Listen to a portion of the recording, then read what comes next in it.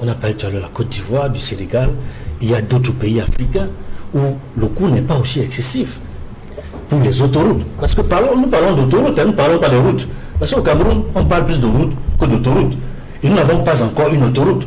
On a commencé.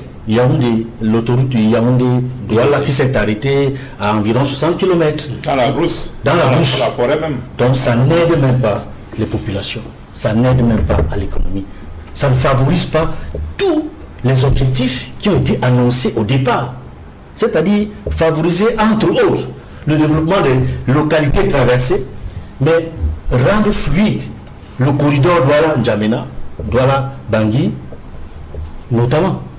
Je vais revenir sur la Côte d'Ivoire parce que c'est un pays qui a, au moins depuis les années 80, le même niveau de développement que le Cameroun.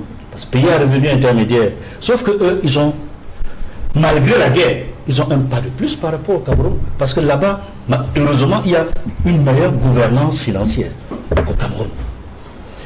Voici à quoi ressemble l'autoroute Yaoundé-Douala. Ne vous fiez pas à sa beauté. Nous sommes ici sur un terrain très glissant qui a des choses à confesser. Ça roule bien, mais ça roule penché. Ça roule tendu, mais tordu. Cette autoroute Yaoundé-Douala commence à sentir l'esbrouf, la fourberie et en filigrane, la tromperie. Une gigantesque voie de communication qui a déjà provoqué un séisme financier de 9 ans de magnitude sur l'échelle des richesses des travaux publics. Une autoroute en compte-gouttes qui ne cesse de nous plonger dans le doute. Pour goudronner 60 km, ici, qui constitue la première phase du projet, il a fallu 9 ans. La deuxième phase, de 136 km, arrivera peut-être au même moment que l'apocalypse. On peut toujours faire semblant de ne pas voir, d'accepter des pots de vin pour se taire et contourner la vérité. Mais, comme qui dirait, la vérité est comme les fesses, on finit toujours par s'asseoir dessus. C'est ici à Bibodi, dans la commune de Gormapobi, que le premier coup de pelle a été donné. Il marque le lancement des travaux de la deuxième phase de l'autoroute Yaoundé-Douala, dont la durée est de 36 mois. La deuxième phase ne durera pas autant que la première phase. D'abord, nous avons tiré les enseignements de l'exécution des travaux de la première phase. Nous allons les capitaliser.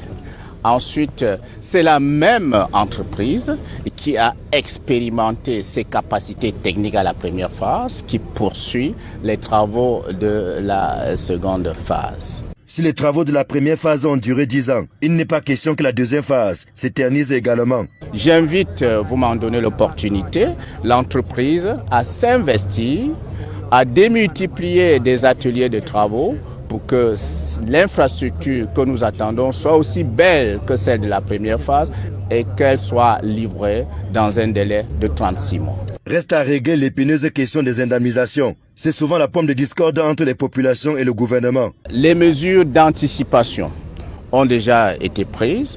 Je tiens à rassurer les populations qui connaîtront leurs biens impactés qu'aucune maison, aucune habitation, aucune exploitation ne sera détruite sans qu'il y ait eu versement d'une compensation conséquente. Longue de 141 km, plus 34 km de bretelles, devant relier l'infrastructure au réseau existant de la nationale numéro 3. La phase 2 de l'autoroute Yaoundé-Douala comprend la construction de 6 ponts, 31 passages supérieurs, 15 passages inférieurs, 331 dallos, 6 échangeurs, 6 gares de péage, des aires de service, de stationnement et de maintenance, ainsi qu'un centre de gestion. La ligne principale sera construite en 2 fois 3 voies, avec une vitesse de référence de 90 km/h. Coût estimatif des travaux, 880 milliards de francs CFA. Je dois dire qu'à ce jour, en Côte d'Ivoire, c'est 287 km d'autoroute, dont 261 km qui relient Abidjan à Thié-Bissou en passant par Yamoussoukro. Ce que M. Kaka a appelé tout à l'heure l'autoroute du Nord, c'est ça qu'il s'agit. Ainsi que 26 km qui relient Abidjan à Grand Bassam.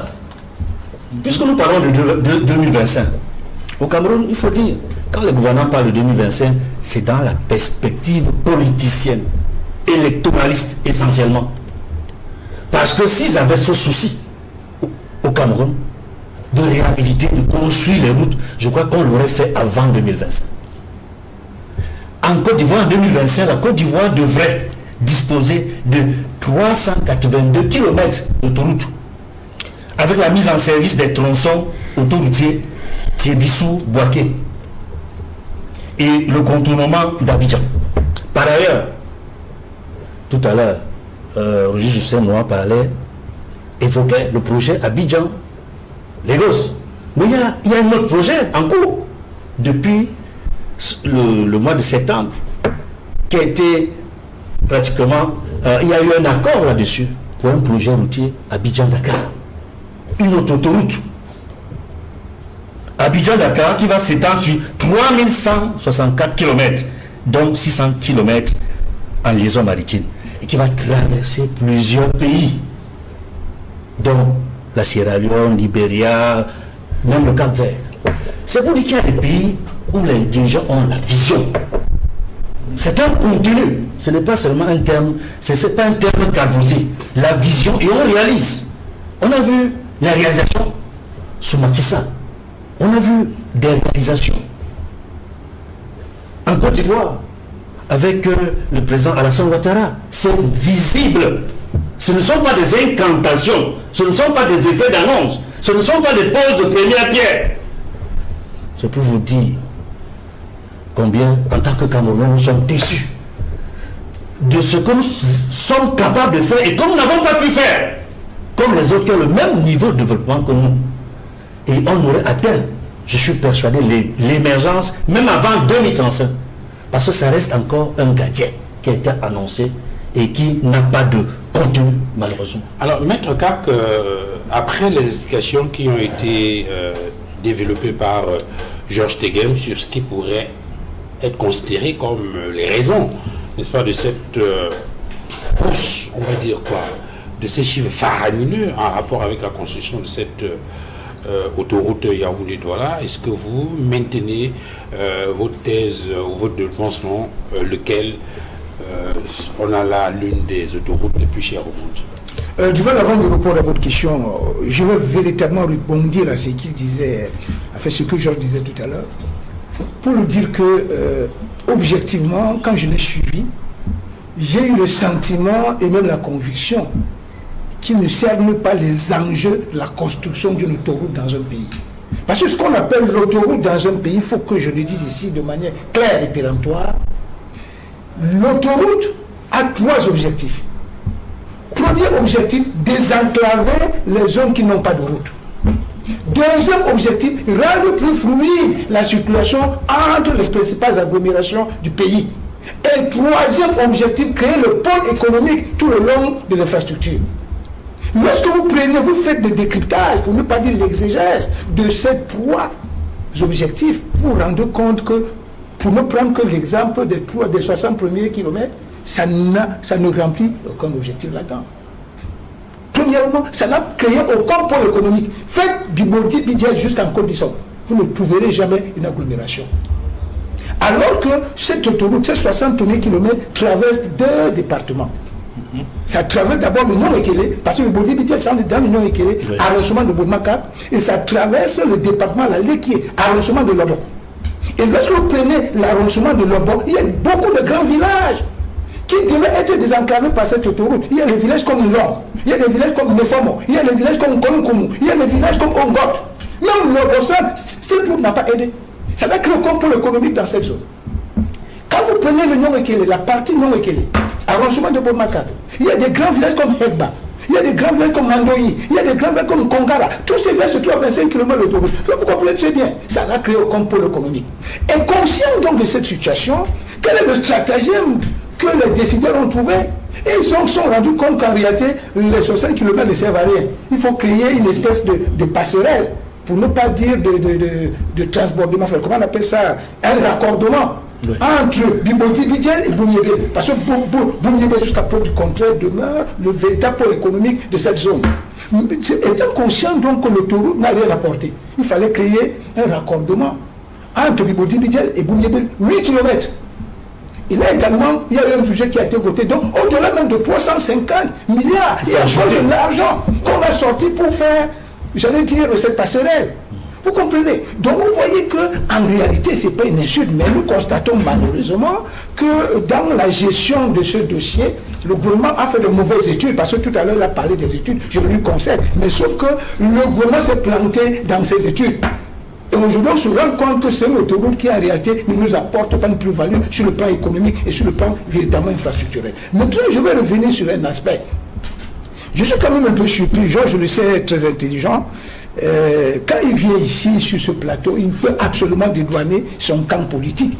Ce débat pour moi n'est plus un débat politique, parce que lorsqu'on a un plateau comme celui-ci, il faut dire la vérité au Camerounais. Même si il sait pertinemment que peut-être il y a des choses à reprocher à son camp, il peut, en intellectuel qu'il est, il peut quand même de temps en temps, j'allais dire, faire preuve de dialectique. À un moment donné, il faut dire des choses. Je vous dis, tout à l'heure, il a dit quelque chose qui m'a marqué. Lorsqu'il vous dit que non, les accidents sont essentiellement causés par l'imprudence des automobilistes, ce n'est pas vrai. Je vous prends par exemple le cas de l'autoroute, moi je vais appeler ça l'axe de l'Ouest. Parce que nous autres qui voyageons beaucoup à l'intérieur du pays, nous nous sommes rendus compte qu'il y a 3 axes routiers qui sont ultra utilitaires dans ce pays. Il y a l'axe routier qui part de Douala jusqu'au nord Cameroun, qui passe par Yaoundé. Il y a cet axe routier qui part de Douala pour Bamenda passant par Bafoussam. Il y a cet axe routier qui part de Bafoussam pour Yaoundé. Je vous dis, j'ai l'honnêteté de le reconnaître ici. Quand vous prenez ces 3 axes routiers, le seul qui est aujourd'hui en bon état, c'est l'axe Yaoundé-Bafoussam. Là, je reconnais que le gouvernement a fait un bon travail. Mais c'était à l'occasion de la CAN. C'est pour ça que j'ai l'habitude de dire aux gens que l'une des provinces, l'une des régions qui ont vraiment profité de la CAN, c'est la région de l'Ouest. Parce qu'au-delà de cet axe qui a été très bien fait, il y a eu des travaux d'assainissement qui ont été faits dans la ville de Bafoussam, que tout le monde apprécie. Ça, j'ai l'honnêteté de le dire. Avec un renforcement du plateau technique. Tout à fait. Tout à fait. Ça, tout le monde le sait. Mais quand vous prenez les 2 autres axes, quand vous prenez par exemple l'axe de l'Ouest, c'est-à-dire partant de Douala jusqu'à Bamenda, moi je prends seulement jusqu'à Bafoussam. Vous savez pourquoi tout le temps on a des accidents, des bus qui se retrouvent dans la falaise? Vous savez pourquoi? Parce qu'en réalité, l'axe est tellement détérioré entre Kékem et Banja que tous les automobilistes de l'Ouest sont obligés d'aller contourner par Tchang et la falaise, avec toutes les conséquences que nous connaissons. C'est ça la vraie raison. Ce n'est pas l'imprudence des automobilistes, c'est l'état de la route. J'ai compris les automobilistes à passer par la falaise. Vous comprenez? Tout à fait. Parce qu'en réalité, ce qu'ils ne savent pas, l'arc de la falaise, ce n'est pas une zone faite pour un grand trafic. Parce que l'axe normal de l'Ouest passe par Bafang, Banja, Batié, Baham, Bandjoun. Oui. Je pense sur votre contrôle. Tout à fait. C'est le vrai axe de l'Ouest. Maintenant, l'autoroute, c'est pour desservir les gens de Tchang. Oui. Aujourd'hui, les gens sont obligés, partant de Bamenda, partant de Mbouda, partant de Bafoussam, sont obligés de passer par Tchang. Parce qu'il n'y a pas possibilité de passer entre Kékem et Banja. Je pense sur son contrôle, il le sait.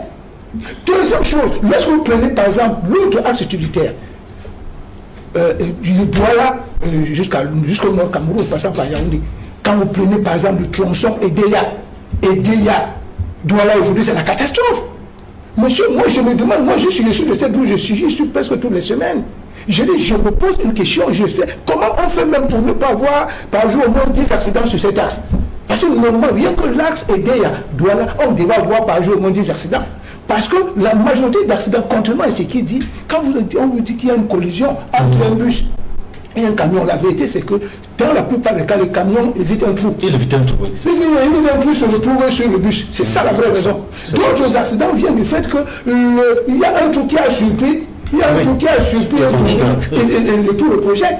Oui.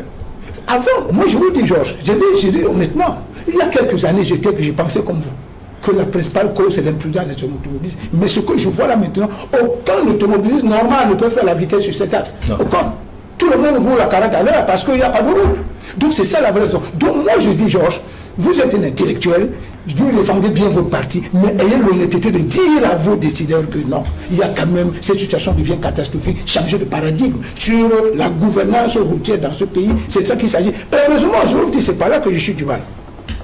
Je m'attendais à ce que, je ne sais pas si cette décision est tombée, parce que depuis ces derniers temps, chaque fois qu'il y avait accident, j'apprenais par les médias que le ministre des Transports a suspendu l'agence. Bon, je ne sais pas si cette fois-ci encore suspendu, parce qu'en réalité, là-bas, c'est une mesure cosmétique qui n'est pas la vraie cause. Ouais. La suspension de l'agence ne peut apporter aucune solution. La vraie solution, c'est de trouver des solutions pour combattre la dégradation exponentielle de nos axes routiers. C'est par là que notre développement trouvera, j'allais dire, un moyen d'aller de l'avant.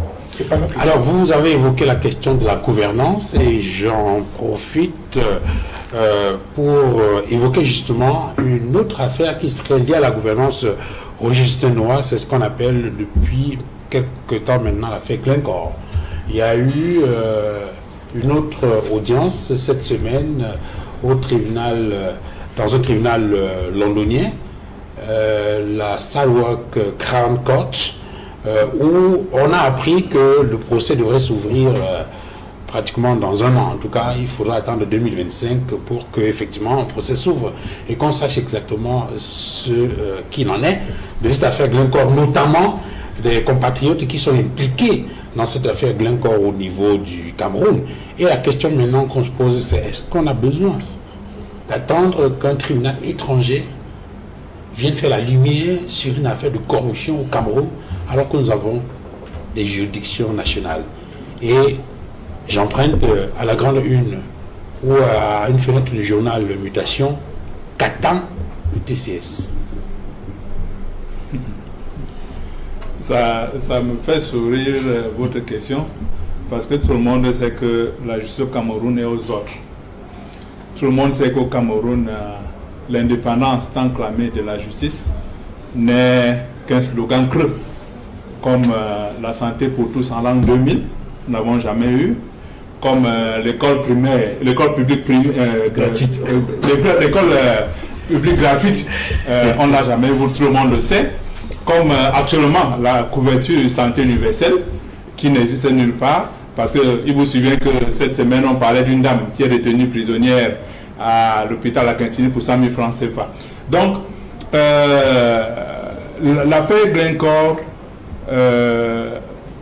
ramène à la conscience nationale ce que nous avons continué à dénoncer, le niveau de corruption du régime de M. Paul Biya, qui est devenu un sérieux frein au développement économique de notre pays. Voilà des Camerounais qui décident uniquement dans leur intérêt personnel de plomber le développement du pays. Parce que en vendant le pétrole à des prix concessionnels qui n'avaient aucune raison, aucune base économique, ça démontre que l'on ne pense qu'à soi. Pour 7 milliards de perçus, on a fait perdre des dizaines, des centaines de milliards de francs CFA au Cameroun. Et nous sommes embêtés du fait que l'exécutif ne fait absolument rien. D'ailleurs, c'est coutumier, puisqu'il vous souvient qu'il y a eu l'affaire Covid 2019 avec un rapport à charge de la Chambre des comptes, qui est une haute institution quand même dans notre pays, faisant partie de la Cour suprême. Mais jusqu'à aujourd'hui, rien n'a été fait. Toutes les personnes mises en cause dans ce rapport n'ont jamais été inquiétées. C'est comme si on leur demandait de continuer à voler. Nous avons le TCS, mais ce TCS ne peut rien faire si l'ordre ne vient pas de la présidence de la République. Donc, demandez au président Paul Biya qu'est-ce qu'il fait, qu'est-ce qu'il pense de l'affaire Glencore. Est-ce que les personnes impliquées dans cette affaire doivent continuer à vivre dans l'impunité? Le TS a quand même un service bien étoffé d'enquête. Ils peuvent mener les enquêtes et savoir exactement les cadres de la SNH ou de la SONA et autres qui ont contribué à la perte de centaines de milliards de francs CFA de notre pays dans cette affaire Glencore. C'est de cela qu'il s'agit. Il faut rappeler quand même que selon même les propres chiffres de la CONAC, dans un document de stratégie nationale de lutte contre la corruption, ils ont indiqué que le Cameroun perd entre 300 et 350 milliards de francs CFA par an du fait de la corruption. Donc, imaginez un peu ce que l'on peut faire avec 300 milliards. Vous parlez de la route Douala-Bafoussam, où les contreparties sont, on parle de 10%, c'est à peine 29 milliards de francs CFA. Mais nous n'avons pas. Pendant ce temps, on détourne quand même. Il y a 300 milliards de francs qui sont perdus chaque année. C'est énorme. Ça veut dire qu'on aurait pu facilement payer ces 29 milliards de fonds de contrepartie, mais on ne peut pas parce qu'il n'y a pas d'argent. Donc, c'est un véritable problème. Il faut que le TCS prenne ses responsabilités.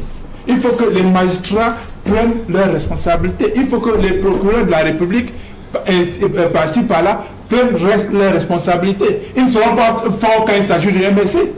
Je voudrais d'ailleurs rappeler qu'on a vécu quelque chose de terrible à la cour d'appel de Yaoundé, où le parquet général du tribunal militaire a fabriqué des faux documents pour qu'il n'y ait pas justice à la de nos camarades. Et cela a été prouvé à la cour, lors des audiences à la cour d'appel. Heureusement, je puis annoncer quand même que nos équipes d'avocats ont continué, ils ont fait des pouvoirs en cassation. Aujourd'hui, la dernière audience du 10 octobre dernier, il y a eu l'admission de 23 dossiers sur 23 pouvoirs en cassation. L'autre mois, il y avait un pouvoir pour M. Zambo, ça fait 24 déjà sur 36. Donc, on attend maintenant qu'on aille au fond dans ces dossiers-là. Donc, vous dites que ça a été prouvé que les documents ont été fabriqués? Mais bien sûr, puisque le commissaire du tribunal militaire avait dit quoi? Il avait dit qu'à une date précise, on avait extrait nos camarades de la prison. Or, nos avocats ont démontré effectivement que ce jour-là, ils n'avaient jamais été extraits. Document d'appui, une lettre signée du régisseur de la prison centrale de Yaoundé, qui était dans le dossier, présenté lors des audiences à la cour. J'étais là, je n'ai pas dit que j'ai entendu, j'étais là. Mais la cour a écarté tout ça, juste parce que l'objectif c'était un délit de justice à la de nos camarades. Nous espérons qu'à la Cour suprême, effectivement, nos camarades pourront effectivement maintenant avoir droit à la justice. Une justice à double vitesse. Permettez-moi de terminer par là, parce que c'est très important. Je voudrais rappeler à l'opinion nationale et internationale que nos camarades ont été condamnés à de lourdes peines de prison. Tout simplement parce qu'ils ont demandé des choses simples, comme par exemple la réforme du système électoral, ou tout au moins du code électoral. Mais pendant ce temps, on a vécu récemment un groupe de Camerounais qui ont été d'ailleurs présentés à la télévision nationale pour des charges assez importantes, entre autres détention d'armes à feu, atteinte à la sûreté de l'État, rébellion. Mais ces compatriotes-là n'ont fait que 68 jours de prison et ont été remis en liberté par une main levée de détention qui est différente, je pense au contraire des avocats, d'une liberté provisoire. Ça veut dire quoi? Ça veut dire que au Cameroun, c'est plus grave de critiquer le régime de M. Paul Biya que de tuer, même de voler, d'exploiter. Ça veut dire que on encourage la criminalité tant que l'on ne critique pas le gouvernement.